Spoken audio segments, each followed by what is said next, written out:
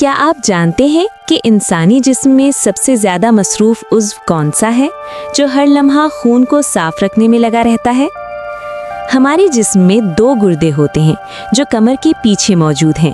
ان کا سب سے اہم کام ہے خون کو صاف رکھنا۔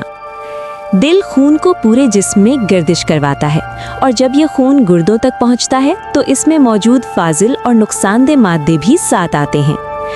گردوں کے اندر لاکھوں چھوٹے فلٹر ہوتے ہیں جنہیں نیفرون کہتے ہیں۔ یہ خون کو بہت باریکی سے چھانتے ہیں۔ ضروری چیزیں دوبارہ خون میں چلی جاتی ہیں اور نقصان دہ مادے الگ ہو جاتے ہیں۔ یہ مادے پانی کے ساتھ مل کر جسم سے خارج ہونے والا مائع بناتے ہیں، جو جسم سے خارج ہونے کے لیے اپنے قدرتی راستے کی طرف چلا جاتا ہے۔ صاف خون دوبارہ دل کی طرف لوٹ جاتا ہے تاکہ پورا جسم صحت مند رہے۔ اسی لیے پانی پینا بہت ضروری ہے تاکہ گردے اور نیفرون صحیح طرح کام کرتے رہیں۔